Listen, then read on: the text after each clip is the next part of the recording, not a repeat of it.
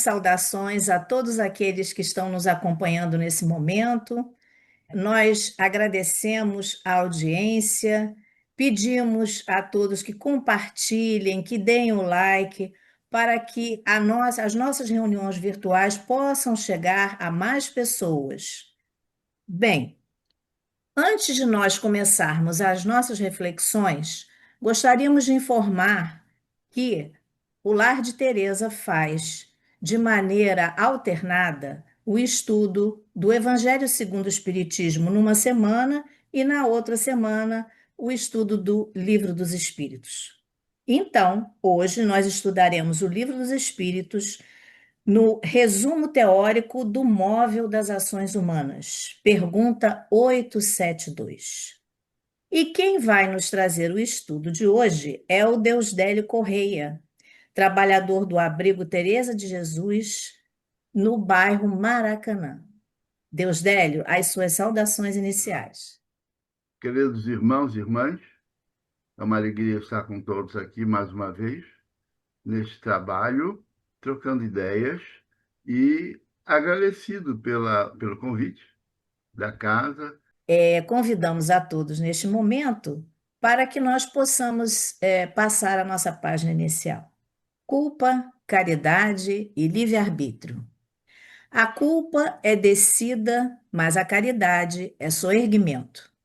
Pelo erro no mal, enreda-se o homem no labirinto da dor. Pelo esforço no bem, liberta-se para a vitória a que se destina.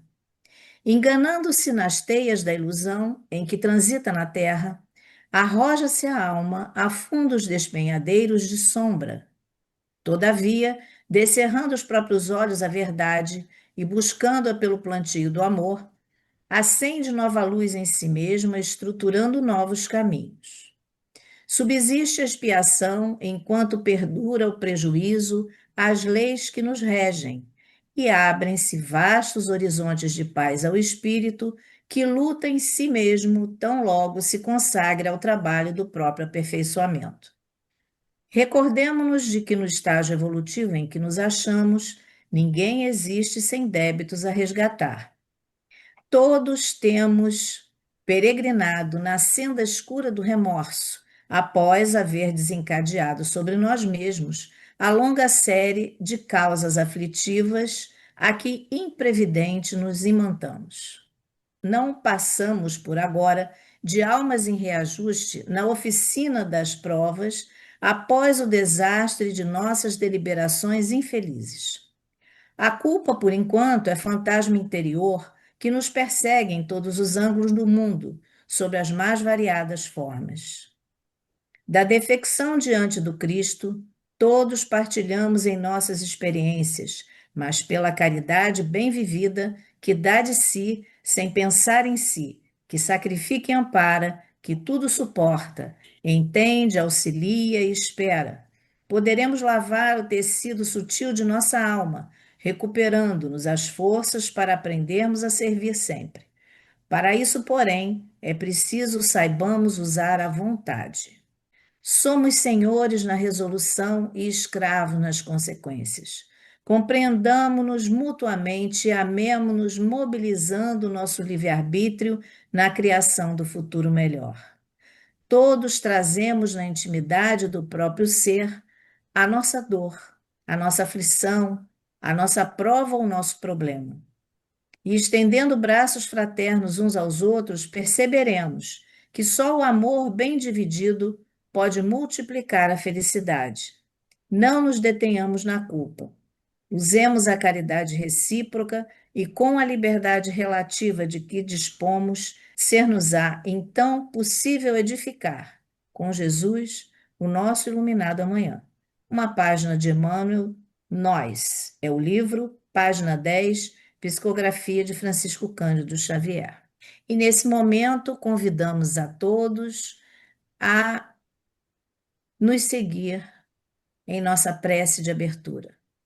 Graças a Deus, que possamos, Senhor, neste momento de gratidão, estarmos com os nossos corações, as nossas mentes abertos a estas reflexões que teremos neste momento, que possamos usá-la em nosso benefício e em benefício de todos aqueles que estão conosco. Que seja em nome de Deus, em teu nome, Jesus, em nome dos benfeitores da nossa casa, com a permissão de todos, possamos iniciar esta reunião virtual. Graças a Deus e que assim seja. Deus Délio, a palavra é sua. Olá a todos. Essa página muito linda que nos arremete à nossa liberdade de pensar, de agir, de construir, mas com responsabilidade. O nosso tema, o nosso assunto de hoje, que o móvel das ações humanas, no resumo, ele nos, antes de entrar nessa, nesse conteúdo, eu sempre gosto de lembrar, lá nos meus tempos de quando profissional, quando trabalhava nos recursos humanos, lembrava sempre da janela de Joe Harry. Eu não sei se vocês conhecem, a maioria de vocês deve conhecer. E ela foi criada por dois psicólogos americanos na, na década de 50, foi em 1955, pelos psicólogos eh, Joseph Luft e Harrington Ingham. Daí o nome, Janela de Joe Harry. Essa, esse estudo que eles desenvolveram, ele nos arremete para o nosso comportamento, as nossas atitudes naquilo que estamos preparados para. Então, eles dividiram em quatro janelas, né? São os quatro eus. A primeira janela é aquela aberta, é o pensamento que eu tenho, conhecimento que eu tenho e permito que os outros saibam de mim. É tudo sobre mim. A segunda janela é aquela fechada. São as coisas que eu sei de mim, mas eu não permito ainda que outro saiba. Por quê? Porque não me sinto seguro. E se acontece eu liberar sem estar preparado, me gera um terrível desconforto, sem a possibilidade de me defender psicologicamente. Então, essas janelas, elas variam. Na medida em que a janela fechada diminui, a janela, aquela que eu sei de mim mesmo, mas não deixo que ninguém saiba, se vai para a outra aberta, ela vai mudando. A outra janela é a cega. Essa janela, nos pega muito porque são aquelas coisas que o outro sabe de mim que eu não percebo. Eu só vou perceber quando o outro me aponta o dedo. Aí eu falo, ih, ou é certo ou não é certo. Isso depende também ainda de mim, do meu julgamento. Se é certo, eu vou aceitar e vou inserir lá na outra janela, na aberta. Se não é certo, eu vou trabalhar, não é verdade? Trabalhando para melhorar, porque este é o objetivo do ser humano, melhorar-se sempre.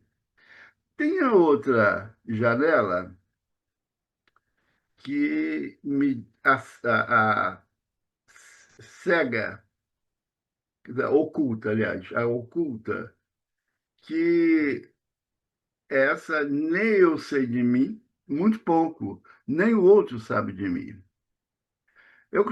Nós, como espíritas, costumamos entrar um pouco nessa janela, certo? Vocês já não entraram? Eu entrei, eu entro nessa janela. Quem fui, onde estive, com que, em que situações eu me compliquei para novamente estar aqui nesta nova e abençoada oportunidade de refazimento. A psicologia tradicional ainda não entrou nesse campo, mas aos pouquinhos, com certeza, vai entrar e vai descobrir, porque somos todos destinados à felicidade e ao conhecimento maior e ao progresso, à evolução espiritual indistintamente. Por isso é que nesse trabalho que nós estamos agora comentando, nós estamos trazendo uns textos que se referem à questão 872, que tem muito mais lá. Depois vocês podem dar uma olhadinha lá, que é muito interessante essa colocação do nosso mestre de Lyon, Allan Kardec. E então ele diz aqui, logo no iniciozinho, ele diz assim: a questão do livre-arbítrio se pode resumir assim: o homem não é fatalmente levado ao mal. Olha só que interessante. O homem não é fatalmente levado ao mal. Vamos conversar mais adiante. Os atos que pratica não foram previamente determinados. E ainda mais, e os crimes que comete não resultam de uma sentença do destino. Então resulta de quê? Do nosso agir, da bênção maior do livre-arbítrio, que é uma lei de amor de nosso Pai, que nos deu essa oportunidade de nós mesmos construirmos, edificarmos o nosso mundo interior, individual e coletivo, porque todos têm o seu livre-arbítrio. Aí nós vamos lá em Joana de Ângeles, no livro Leis Morais da Vida, e ela diz assim: cada espírito é um ser com programação própria. Olha só, cada espírito é um ser com programação própria, fruto de suas realizações pessoais. Então a gente lembra ainda lá em Kardec que fatalidade só existe, imutável qual é? Hum, já vi que muitos responderam. É a desencarnação. Ninguém, ninguém fica para ser mente. Eu, quando era bem criancinha, perguntava para minha vovó, eu vou ser médico para não morrer.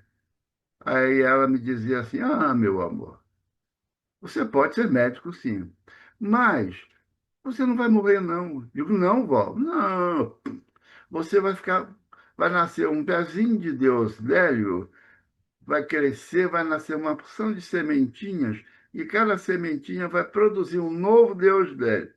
E olha que minha avó não era espírita. Traduzindo isso para o conhecimento espírita, é tão simples, né? Ninguém morre. A gente reencarna, a gente renasce, a gente retorna. O corpo é apenas um instrumento. A alma, o espírito, que, que são eternos. Quando eu falo alma e espírito, eu lembro Kardec que diz que espírito é o ser espiritual, é o desencarnado. Alma é o ser encarnado. Então, nós,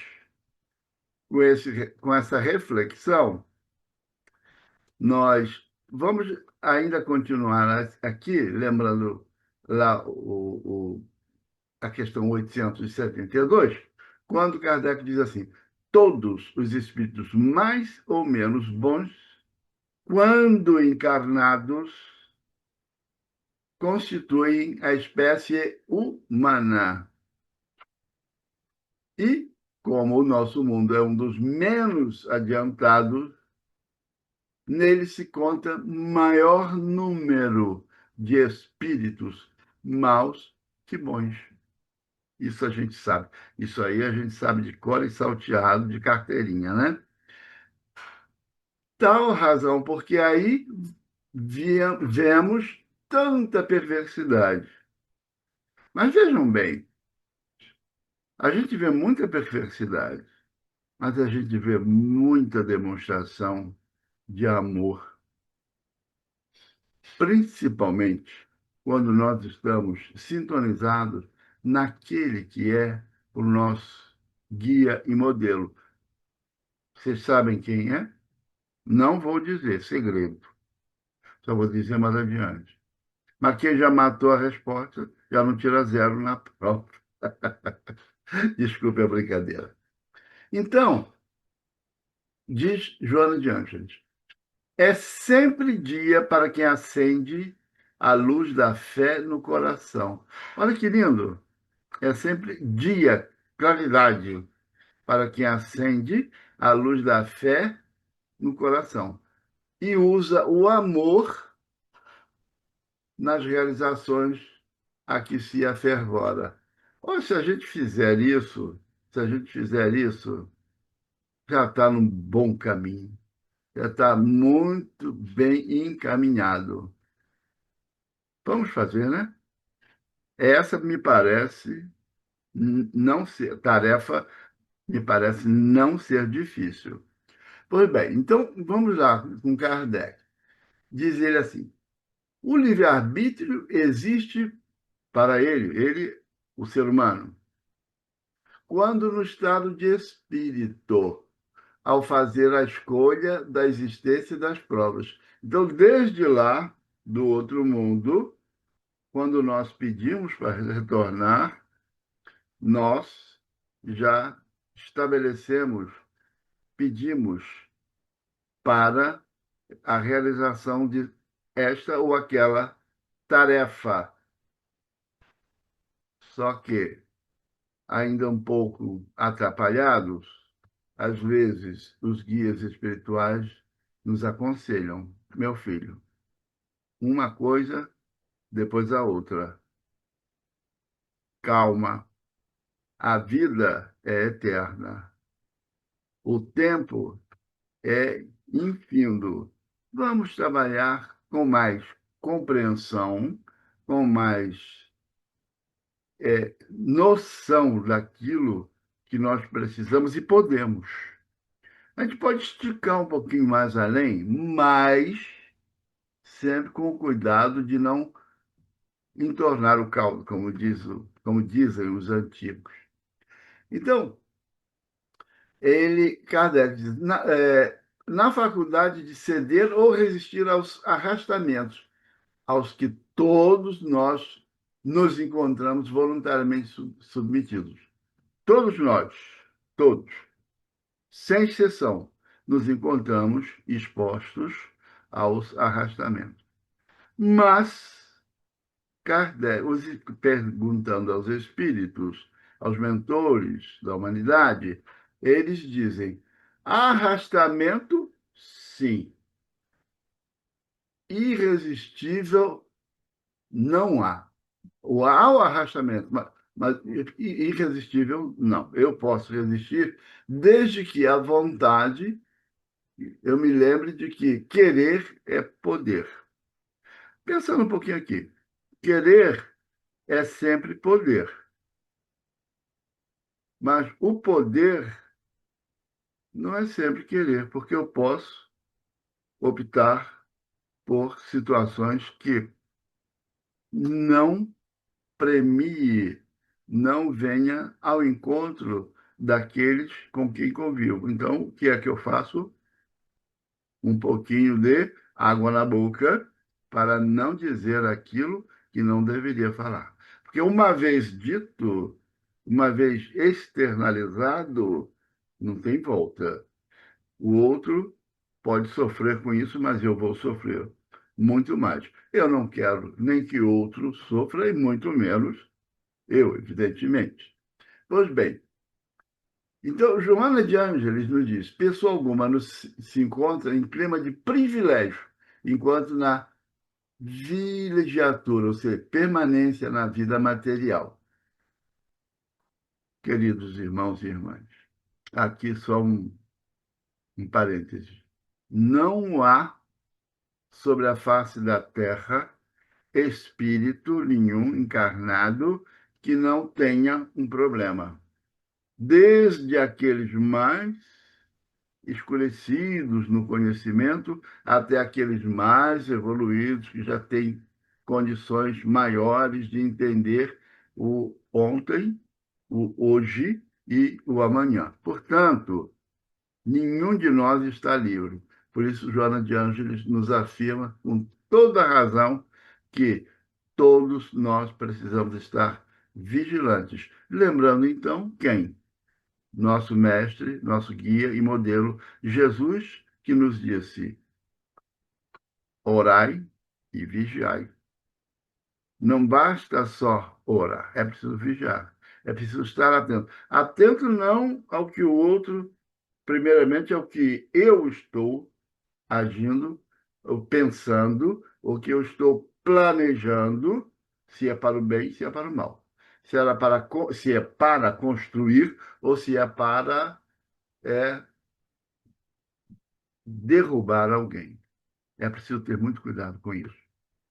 Pois bem, então, Kardec diz assim: desprendido da matéria e no estado de erraticidade, erraticidade é no mundo espiritual, né? Estamos, o espírito procede à escolha de suas futuras exigências, existências corporais, de acordo com o grau de perfeição que haja chegado. Aqui nós vamos refletir um pouquinho, porque há liberdade de agir no livre-arbítrio desde que haja vontade de fazê-lo. Quando na espiritualidade, se eu já tenho um conhecimento maior, eu posso fazer o pedido, formular o pedido e ser atendido ou não, nem sempre. Para o meu bem, eles me atendem. Lembre lá do caso da, de Emmanuel, da, é, me fugiu o nome agora, que ela pede para vir, e os espíritos, e ela já está numa situação bem elevada, pede para vir atender ao seu amado, segundo Emmanuel, alma gêmea, ou seja, alma algemada. E eles advertem: você pode ir, você quer ir mesmo? Pode ir, mas olha as consequências que podem acontecer. Alcione. Aí ela veio. Claro que ela conseguiu sobrepor, mas sofreu. E não precisava mais daquilo. Ela poderia guardar a alma querida dela, que com certeza ele a alcançaria mais adiante, né? Pois bem, cada espírito é um ser com programação própria, fruto de suas próprias realizações. Se não existe a reencarnação consciente, existe a reencarnação, o quê? Compulsória. Porque a lei de amor, ela não espera, não. Ela aguarda o momento em que o ser possa despertar. Se não desperta, é preciso um empurrãozinho, uma chamadazinha, com amor. Mas agora não dá mais para esperar. E o seu guia espiritual intercede, não no livre-arbítrio, mas intercede no, na vontade, inspirando, intuindo. Olha, esse caminho não está bom, o que você acha? Vamos buscar outro caminho? Se eu estou sintonizado com o meu guia espiritual, mesmo lá no outro, na erraticidade, eu vou ouvi-lo. Mas ele não é nosso guia espiritual em qualquer lugar, não é muleta. Ele nos ajuda, mas ele respeita a nossa vontade. E ele sempre costuma lembrar, ele diz assim, você não quer me ouvir agora? Bom, eu espero, eu espero. Não vou te abandonar, mas eu espero que na hora que você sentir a minha necessidade, me chama que eu estou aqui. Lembrando que existe um que está sempre junto de nós. Nós é que nos afastamos dele. Quem é? Uhum, exatamente. Nosso mestre, nosso guia e modelo. Muito bem. Então, nós jamais estaremos ou estivemos desamparados. Não. Nós estamos sempre com a faca e o queijo na mão. Só que, muitas vezes, a gente usa o queijo demasiadamente sem usar a faca para cortar as fatias no momento certo da, da, da fome. Ou então temos a faca, aí temos a faca e não temos o queijo. Vou cortar o quê para mim? Nada, não é? Pois é preciso que estejamos sempre atentos para que a faca e o queijo estejam presentes. Isso, uma metáfora que utilizamos para dizer que nós somos responsáveis únicos pelos nossos próprios atos abaixo de Deus, com certeza. Bom,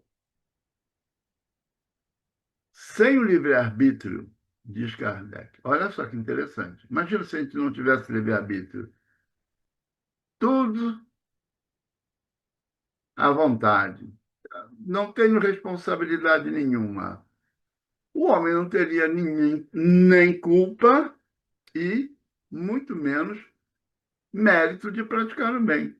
Porque não parte dele, parte de outros. A responsabilidade, ah, parece fácil. Parece até bom. Muitos até diriam, mas eu quero assim. Quer agora. Mas adiante vai ter que retornar e dizer, não, não era assim. A liberdade de agir, de pensar, que o dom do livre-arbítrio é meu. Cada um tem o seu. E cada um faça do seu livre-arbítrio aquilo que melhor lhe aprouver. Melhor lhe aprouver para o bem, não para o mal. Nós já estamos um pouco muito avançados para ficar pensando que nas ilusões efêmeras da matéria, que a felicidade é tudo isso aqui. Não, nada disto aqui nos pertence. É empréstimo de Deus, nosso Pai. Até esse corpo que agora vocês estão vendo aí, né, observando, este meu, a barba de Papai Noel, né?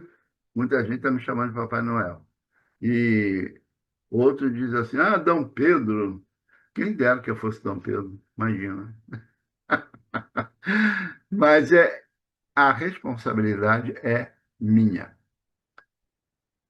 Agora, uma coisa lembrando, que os espíritos dizem lá para Kardec, da lei de liberdade, é inegável que a matéria exerce influência sobre o espírito. Isso é fácil da gente refletir, né? A matéria exerce influência sobre o espírito? Com certeza.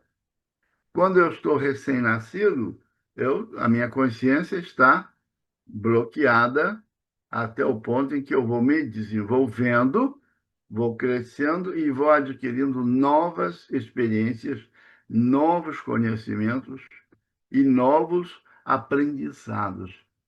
Daí a benção do esquecimento.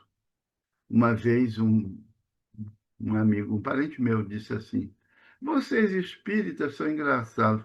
Como é que vocês falam na lei de causa e efeito? como é que vocês falam no livre-arbítrio se vocês não sabem o que vocês foram no passado? Falei para ele, se a gente tiver o direito de conhecer, de saber, a gente recebe sim. Mas imagine se a gente soubesse tudo que a gente fez em vidas anteriores, como seria o nosso viver agora? Uma loucura de remorsos, porque nós nunca fomos flores que se pudesse cheirar, né? Essa é mais uma metáfora. Por quê? É importante que a gente comece de um novo, de uma nova rota, de um novo caminho para voltar, para chegar aonde a lei quer que cheguemos, ao autoconhecimento, à percepção de mim mesmo, como eu falei no início da janela de Joe Harry. Então, a matéria oferece obstáculos, sim. E ainda tem uma outra coisinha também que não vale esquecer, que os espíritos, Kardec pergunta se os espíritos influenciam no nosso viver, né? É a questão 459. Depois vocês busquem lá. É, eles influenciam mais do que imaginamos. Então é importante eu estar sempre atento quando eu sinto alguma coisinha, alguma raiva, algum sentimento de vingança, e eu já sei que isso não me pertence mais com o conhecimento da doutrina espírita, não pode ser alguém que está querendo me influenciar? Pode. Mas onde está o controle remoto? Onde deve estar o controle remoto? Na mão de outros ou na minha própria mão? Essa resposta fica para cada um de vocês. E eu quero ter o controle remoto na minha mão. Se não, meu irmão. Agora, também não vou espantar, não vou expulsar, porque tantos irmãos que se aproximam de mim, querendo ajuda, achando que eu posso ajudar. Eu posso? Sim ou não? Eu vou dizer a vocês que posso. Por quê? Se eu estiver com Jesus no meu coração, na minha energia interior, ele vem em socorro, porque ele, Jesus, que nos convida a trabalhar com ele. Como? Fazer ao próximo aquilo que gostaríamos de receber. Não foi o ensinamento que ele nos deixou? Pois bem, então é importante a gente abraçar esses irmãos. Em uma certa época eu dizia: ah, se afasta de mim. Ele se afasta, mas depois volta. Agora, se eu disser, vamos caminhar juntos com Jesus, aí a questão é outra. A questão é, vamos caminhar com Jesus.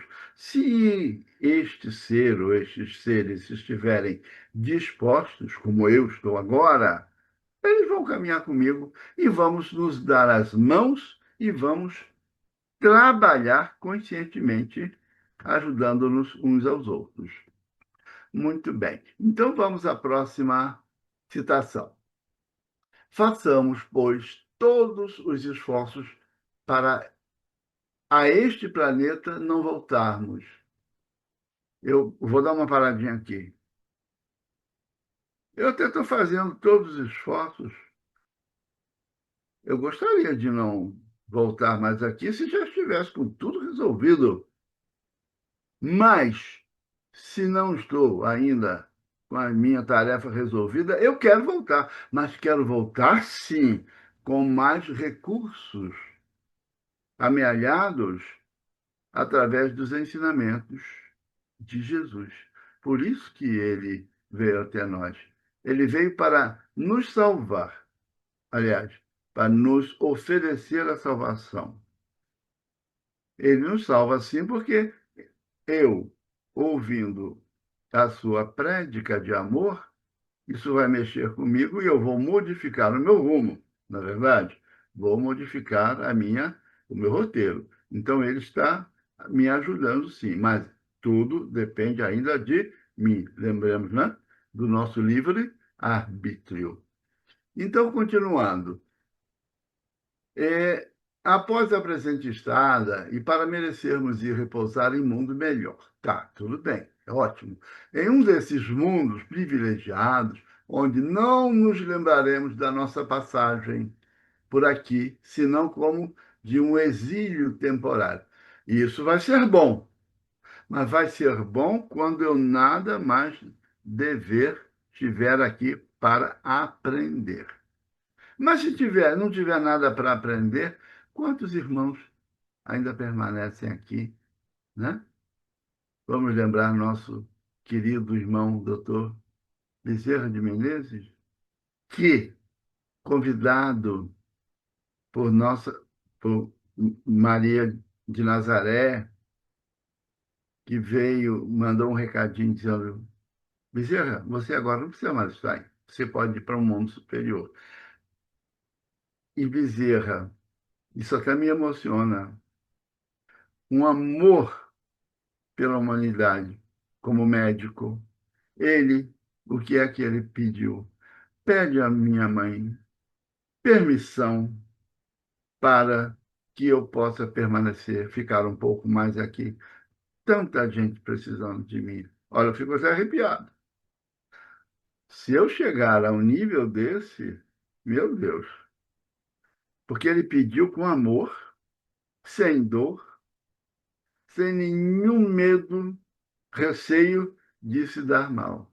E que foi que a nossa mãe maior, a mãe de Jesus, Maria, disse: Celina, diz para ele que ele pode ficar. Ai, que coisa linda.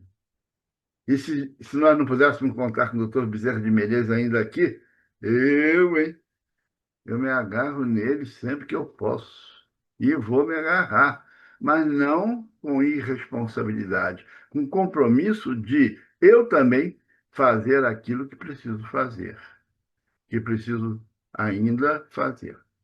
Aí Joana de Ângeles vem e nos diz: o bem que faças é um triunfo em teu coração. Bendize assim os ingratos e ora por eles. E se puderes, ajuda-os mais, pois a felicidade é sempre a maior daquele que cultiva o amor e a misericórdia.